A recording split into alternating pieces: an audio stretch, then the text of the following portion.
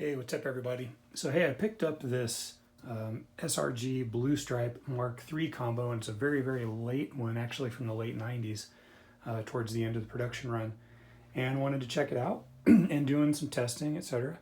There's something that I wanted to show you guys today. I've had a bunch of Mark IIIs, and one of the complaints with the Mark III is, when you're used to playing the Mark IIs, you get into the threes, and while the reds, greens, and blues are more aggressive on the gain, all the Mark IIIs kind of sound like they have a blanket over them in comparison. It's just not as clear and as rich and as articulate as the Mark IIs are. But there are a couple tricks that I've found to kind of help mitigate that a little bit and kind of bring out the best in them. And so I want to show you a couple things that I'm doing in this video, which I've been doing for years in other Mark IIIs. But the first one is, so we're going to start out with just on all traditional normal settings, as you see here with presence on 4, pretty normal setting for, the Mark IIs and 3s. But the one thing on the Mark IIIs that really helps, even more so than on the other ones, is what you want to do first is really jack up the presence. I'll turn up the presence on the second clip all the way to 9. And then basically, since you have the presence up so high, you're going to compensate with this. So we're going to start out with the traditional setting, kind of with the 6600 like that. And then when I turn the presence way up to 9, then I'm going to bring the 6600 down to compensate, just, to where it sounds good. So jack up the presence and then bring the 6600 down to compensate. That's the first step in trying to open these things up and, open up the top end so they don't sound like they have a blanket on top of them. And then the second one is, obviously turn your gain down here.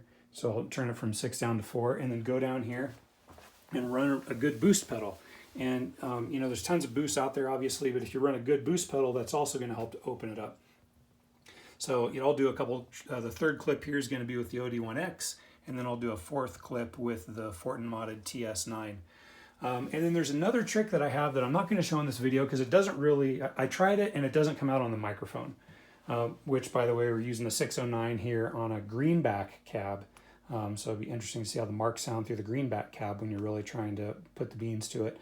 But the other trick that I found this does help in the room, more so like with the live band, but it doesn't really come through on the microphone, is by downjacking the ohms. So in essence, normally if you would be plugging an 8 ohm cab into an 8 ohm jack, take the 8 ohm cab and plug it into your 4 ohm jack. It's a safe mismatch. And it's going to, reduce the volume a little bit, but these have enough wattage, it doesn't matter. But more importantly, it's going to make it a little tighter and a little darker. So it's going to help kind of take off some of that extra fizz. Because, with the Mark IIIs, you'll say, oh, they kind of sound like they have a blanket. Well, crank up the 6600 in the presence. Well, one of the issues is when you start cranking those up, some of these can actually sound kind of harsh. And that's why a lot of people will do the 3+ mod, because it kind of smooths them out more like a Mark II C+. And without that, the top end on the Mark IIIs, when you turn that presence up, can be kind of harsh.